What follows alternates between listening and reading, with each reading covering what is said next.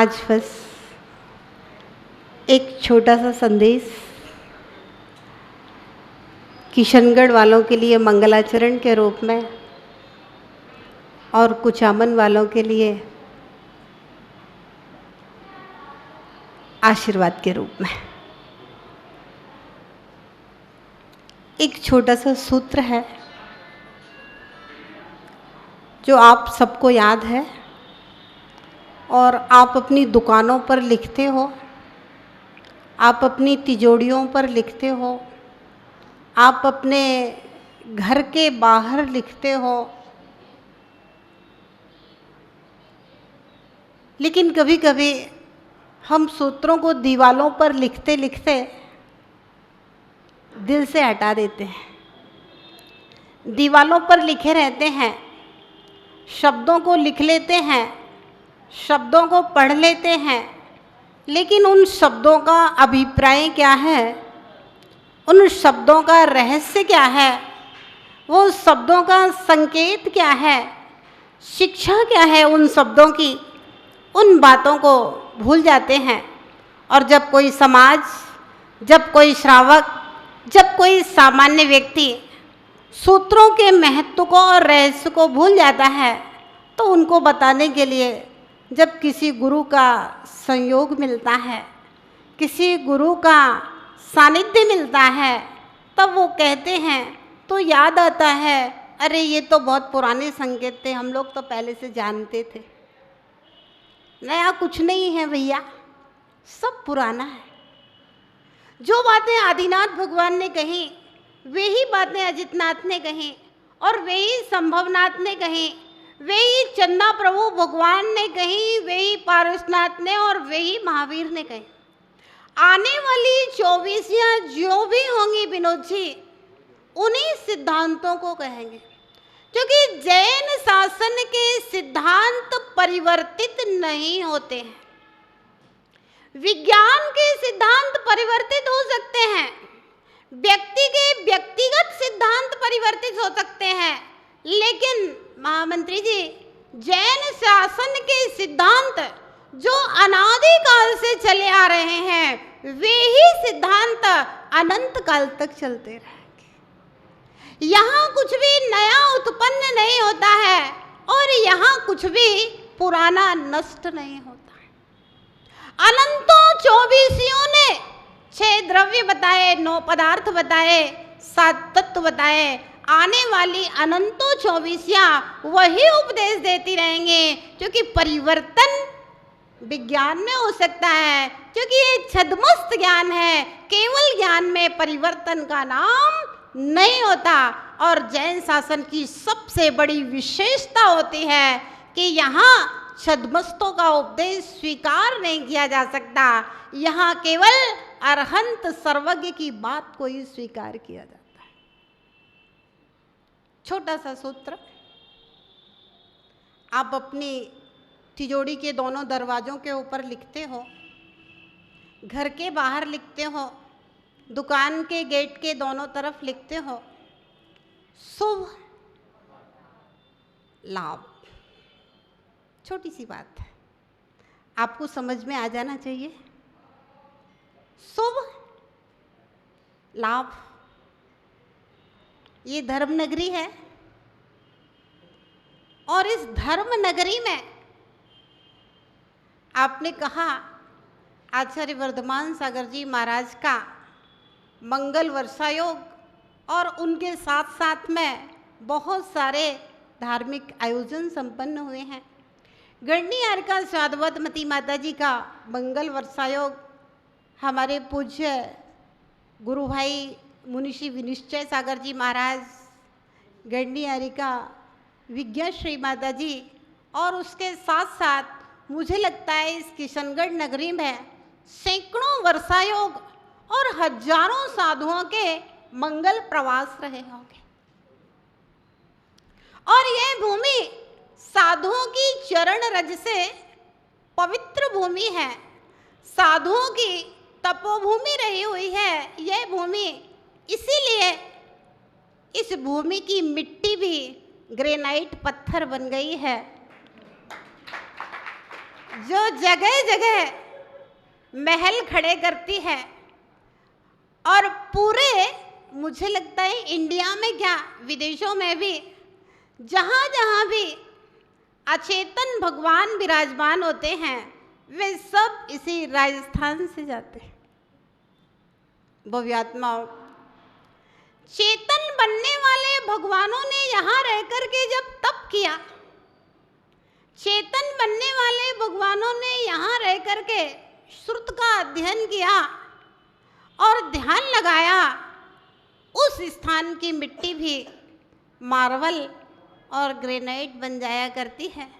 क्योंकि जिस स्थान पर संत तप करते हैं, संतों का प्रवास होता है, वहाँ का सामान्य श्रावक एक धर्मात्मा श्रावक हो जाता है और वह भूमि भी चेतन आत्माओं की मंगल भावनाओं के कारण से पवित्र हो जाया करती है। शुभ लाभ, छोटा सा सूत्र है विनोद भैया, जिसको चक्रवर्ती भरत ने एक घटना के द्वारा संदेश दिया था। सुना होगा आपने गुरुओं के उपदेशों में, जब चक्रवर्ती भरत के पास 3 लोग संदेश लेकर के आए थे सेवक, आदिनाथ स्वामी को ऋषभ देव, आपके गृहस्थ जीवन के पिताश्री मुनिराज ऋषभ देव को केवल ज्ञान प्रकट हुआ है। हे सम्राट, आपके आयुधशाला में चक्र रत्न प्रकट हुआ है, जो आपके 6 खंड के अधिपति चक्रवर्ती का होने का संदेश है। हे सम्राट, आपके रंग महल में, महलों में महारानी के पुत्र रत्न प्रकट हुआ है। भव्यात्माओं, वह चक्रवर्ती का यही संदेश था। शुभ लाभ, सबसे पहले गले का हार उतार करके केवल ज्ञान की उत्पत्ति के संदेश देने वाले सेवक को दे दिया। 2 सेवक देख रहे थे, प्राथमिकता इसे क्यों? नाराज थे। चक्रवर्ती होता है, चेहरे के हाव भाव समझता है। पूछा, भाई क्या बात है? यद्यपि उनको भी इनाम दिया होगा, लेकिन बाद में, पहले उसको। बोले, सम्राट, केवल ज्ञान तो मुनिराज ऋषभ देव को प्रकट हुआ है, जो अरहंत ऋषभ देव हो गए हैं। आज से वे तीर्थंकर ऋषभ देव हो गए हैं। लेकिन आयुधशाला में चक्र रत्न आपके चक्रवर्ती होने के संदेश है। पुत्र रत्न की प्राप्ति, आपका है पुत्र। भरत चक्रवर्ती ने उस समय सेवकों को यही कह करके संतुष्ट किया था। भव्यात्माओं, शुभ लाभ, चक्रवर्ती ने कहा कि केवल ज्ञान प्रकट होना धर्म पुरुषार्थ का फल है, पुत्र रत्न प्रकट होना काम पुरुषार्थ का फल है, और चक्र रत्न प्रकट होना अर्थ पुरुषार्थ का फल है। चक्रवर्ती कहता है, हे सेवकों, काम पुरुषार्थ की सिद्धि और अर्थ पुरुषार्थ की सिद्धि धर्म पुरुषार्थ के द्वारा होती है। इसलिए पहले धर्म पुरुषार्थ शुभ, उसके बाद में काम पुरुषार्थ और अर्थ पुरुषार्थ की सिद्धि लाभ के अंतर्गत आती है। भव्यात्माओं, छोटा सा सूत्र है जो हमने तिजोरियों में, दुकान पे और घर में तो लिख लिया है, लेकिन दुर्भाग्य है हमारा कि हमने हृदय के ऊपर नहीं लिख पाए,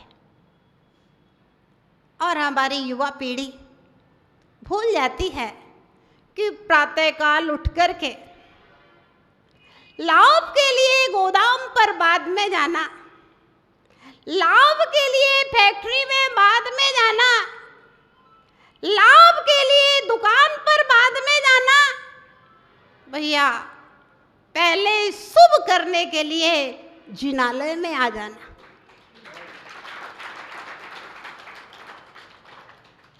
भैया, जो व्यक्ति जिनालय में शुभ करके दुकान खोलेगा, जो व्यक्ति जिनालय में शुभ करके गोदाम खोलेगा, जो व्यक्ति जिनालय में शुभ करके फैक्ट्री खोलेगा, उसका व्यापार 3 काल में भी घाटे में नहीं जा सकता।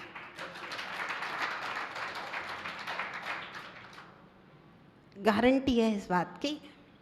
ये हमारी नहीं, आगम की कह लीजिए, भगवान महावीर की वाणी है। पहले शुभ फिर लाभ। तिजोरी पे लिखो या नहीं लिखो, अपने हृदय पर लिख लेना भैया।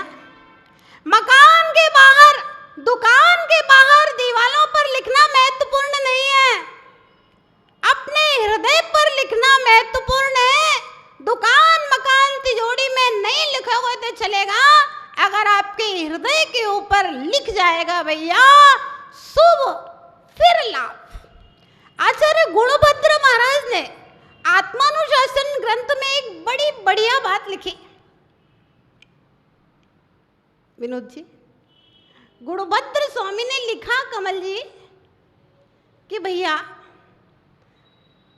अगर तुझे मोक्ष नहीं चाहिए, आज लोग आते हैं मेरे पास, क्या चाहिए? माता जी दुकान अच्छी चलने लगे, फैक्ट्री अच्छी चलने लगे, घर में शांति रहे और ऐसा हो ऐसा हो। मोक्ष चाहने वाला तो विनोद जी एक भी नहीं आता है। माडकचंद जी, मोक्ष चाहने वाला एक भी नहीं आता है। और आ जाए तो लाखों करोड़ों में एक होगा वो जो मोक्ष चाहने के लिए आएगा। जितने भी आते हैं वो सब कुछ ना कुछ संसार की वस्तुएं चाहने के लिए आते हैं। एक छोटे से भजन की 2 पंक्तियां हैं। भव सागर में दुख ना मिलता, तेरी शरण में आता क्यों। भव सागर में दुख ना मिलता, तेरी शरण में आता क्यों। शरण में आकर सुख ना मिलता, शरण में आकर सुख ना मिलता, तेरी शरण में आता क्यों। भक्त भी आते हैं तो कहते हैं माता जी अगर दुकान चलती तो आपके पास क्यों आती।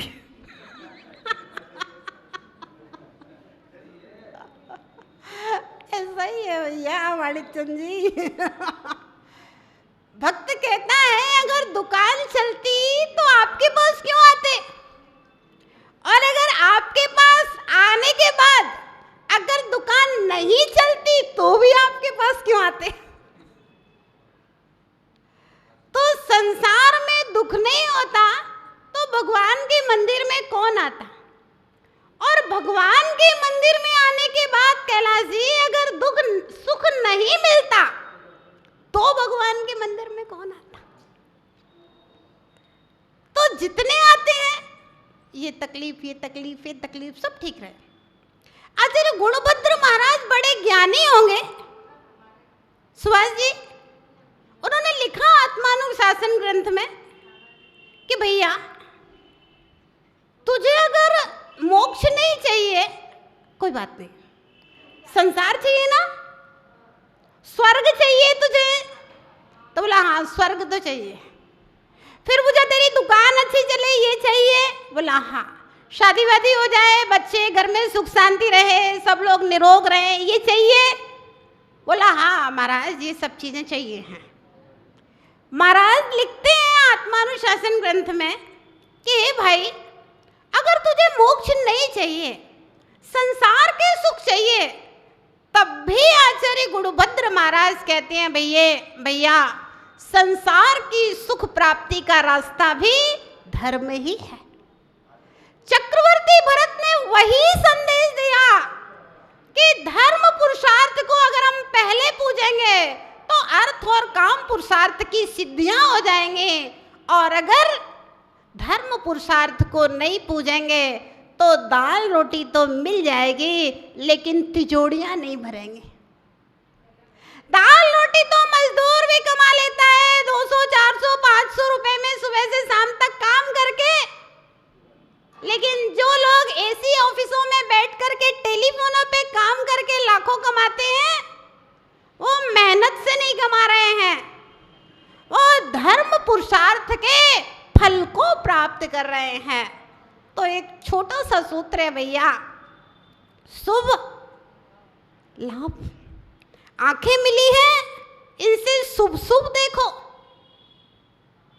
कान मिले हैं शुभ शुभ सुनो, जुबान मिली है शुभ शुभ बोलो, और भैया ये शरीर मिला है शुभ शुभ करो। कुचामन वालों का स्वागत सम्मान किया किशनगढ़ समाज के द्वारा। कुचामन में कई वर्षों से वर्षा योग नहीं हुए थे और इनके पुण्य का उदय आया तो लगता है जैसे साधुओं की कुचामन में बाढ़ सी आ गई है। पहले मुनि विद्यासागर जी का यहाँ से विहार हुआ, वहाँ से नागौर से हम लोगों का विहार हुआ, और अभी हम लोगों को छोड़ करके जा रहे हैं साधवाद मती माता जी की संघस्थ यशस्विनी मती माता जी वही पास में है। अभी उनको लेने के लिए जाएंगे यहाँ से, और फिर वापसी चतुर्मास के लिए कह रहे हैं। वो भी आत्माओं, जहाँ तक शुभ की बात है, सब लोग चाहते हैं कि मैं शुभ शुभ करूँ, शुभ शुभ करूँ, शुभ शुभ करूँ, लेकिन ये पापी मन है, ये पाप में ज़्यादा लगता है और जाप में नहीं लगता है। ये मंडी में ज़्यादा लगता है, मंदिर में नहीं लगता है। पंचम काल में इन बेचारे श्रावकों को शुभ कराने वाला अगर कोई सबसे बड़ा निमित्त है तो संतों का सानिध्य है। किशनगढ़ वाले इस विषय में सौभाग्यशाली हैं और कुचामन वाले भी इस विषय में सौभाग्यशाली हैं। भव्य आत्माओं,